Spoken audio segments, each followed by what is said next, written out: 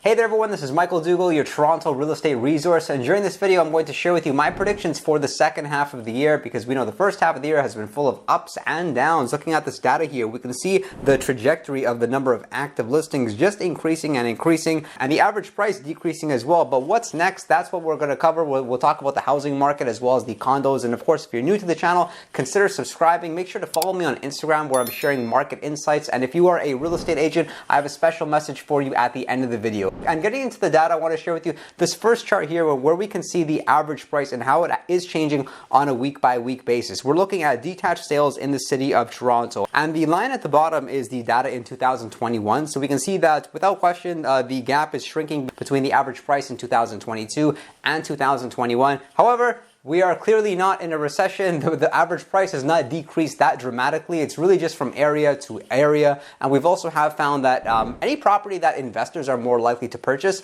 those kind of properties are being sold fairly quickly and for a decent price. For instance, if you see a teardown in a very desirable area in Toronto that's maybe close to the subway line or is close to a great school, an investor or builder will purchase that property, and those listings are selling with multiple offers. However, some of the properties which are a little bit more challenging to sell and they need to go through several price reductions in many cases are either the higher end listings or the listings which are already renovated. They have the pot lights, they have the beautiful countertops, and really what the biggest problem is with some of these upgraded homes is that the sellers have very unreasonable expectations, and they are listing their property in accordance to whatever sales they had seen in the first quarter of the year when the records were being broken every single week. So those sellers, they're going to be on the market, they're going to get their price reduction, and if they're not motivated and they don't reduce the price, it's going to be a listing sitting on the market. And we're seeing these open houses. Very often agents are hosting open houses and they're getting no traffic because the inventory is definitely increasing, yet at the same time there's far fewer buyers in the marketplace right now. With the increase of interest rates, the general skepticism we have in the market, smart purchasers are buying right now because they expect that interest rates are going to increase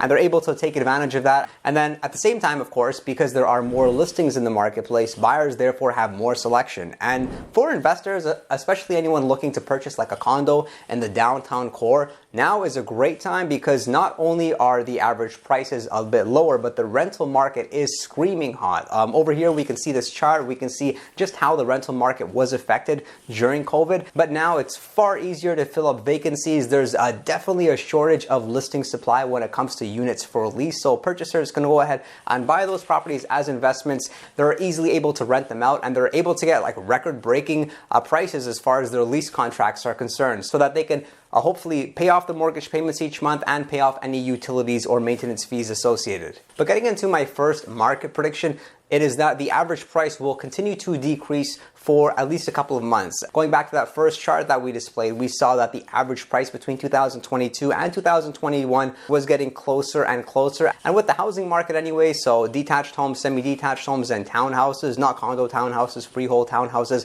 I'm expecting the average price to be about 2% less than what it was in 2021, and that's at its very lowest point because of the fact that we are, in the grand scheme of things, undersupplied. There is going to be more demand than there is supply. It's just at this very point, buyers are fearful. They're expecting interest rates to increase. They're obviously skeptical about it being the right time to buy because the values can, of course, continue to decrease, but this is not going to last. That's my prediction for the housing market anyway. But when it comes to condo apartments, I'm actually not expecting the average price to decrease because what so is investment properties are selling quite well. So I'm expecting stability when it comes to not only Toronto condos, but condos in York region, Durham region, and Peel and the surrounding areas, because of the fact that a lot of these purchasers realize that they cannot afford to have 20% down to buy a $1 million plus home. So they're more likely to look at a condominium, whether it's for their own residence or for it to be a potential investment property. But let's take a look at this chart over here where we can see